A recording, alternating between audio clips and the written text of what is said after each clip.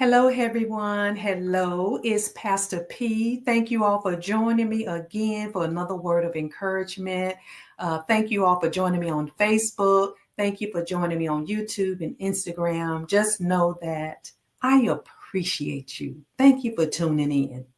But today there is a message that I would like to share. And if I was to theme this message, I would call it When I Move, God Moves.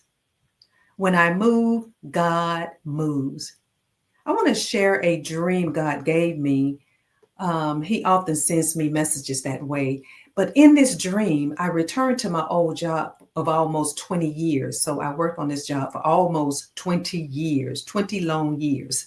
But so I'm like, in this dream, I'm like, why am I going back to this job? I've moved on.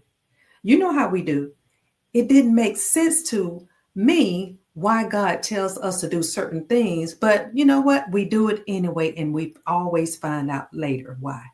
So, in this dream, when I get back to my old job, the department that I worked in, the people had left a cabinet drawer open for me with a lot of my old notes and papers and items that I left there.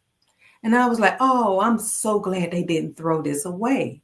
So I began to pick up my items and pack them away to take them with me. Then I ran across this beautiful white watch, and I was so glad that I found it because I love watches. I collect watches. So they also had a big trash can nearby this drawer. And so they had it pulled out for me because they're like, look, you need to come get this or else, yeah, we're going to throw everything away. It's been over 20 years that these items been here. So I'm like, so God, what does all this means? What's the meaning of this dream? What came to me is that these people were waiting on me, and it was about time that I showed up. People were waiting on me to pick up my items, my tools. They were waiting on me to pick up my gifts, all the things that I've experienced in training. They were waiting on me to pick them up, my skills. They were waiting on me, my talents. They were waiting on me to pick it all up. And for me to get rid of some of the old stuff, the old behaviors and ways, things that I didn't need any longer as well. So that they could finally do what they needed to do. See, I was holding them up from doing what they needed to do. But when I finally made a move to pick up my tools, which are my notes and things that I had wrote down that the Lord wanted me to do, and things that plans that I hadn't executed, they could not make a move until I made a move to pick up my tools. For many years, I didn't do anything with these tools. I just left them there. So the people couldn't move because they were assigned to me. And because I didn't move, they couldn't move. Today, I want to speak about a powerful truth in our relationship with God. When I move, God moves. So when we move, God moves. This concept may sound simple, but it carries deep consequences or implications, I should say, for how we live our lives as believers. There's an active faith that God calls us to, and one that requires us to step out on faith, to take steps and make decisions and trust that He is right there with us, moving in response to our actions. Let's start with the words of James chapter 2, verses 26, which states, "For as the body without the spirit is dead, so faith without works is dead also." Our faith must be active and alive. It must produce movement. God desires for us to participate in His plans. And when we take those steps of faith, He responds. Think of the story of the Israelites crossing the Jordan River in Joshua 3. God commanded them to step into the river first. It was only when the priest carrying the Ark of the Covenant took that initial step into the rushing waters that God miraculously parted the Jordan, allowing the people to cross over the dry ground.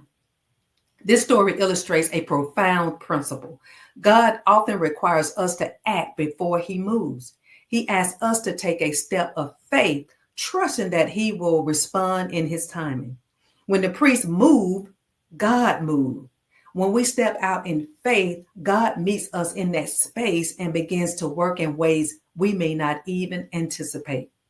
Now, let's look at the woman with the issue of blood in Mark 5, verses 25 to 34. So for 12 long years, this woman struggled with a condition that left her socially isolated and physically exhausted.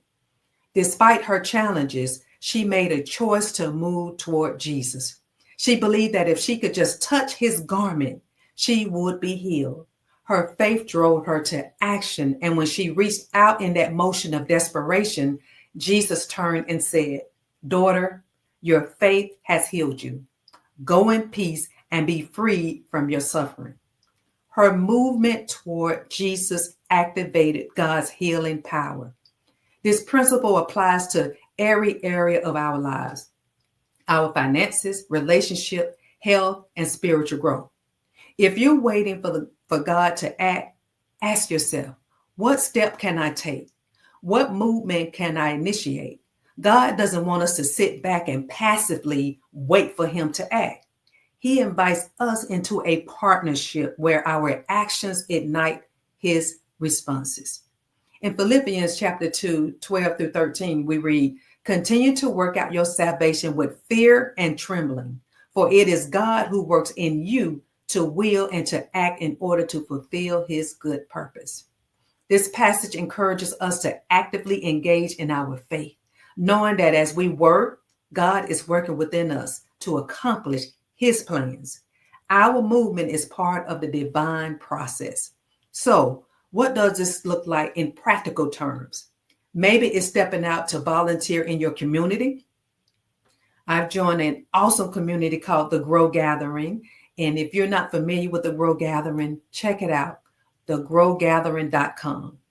So it's a place where we can heal, we can build, we can sow and grow together. So check us out.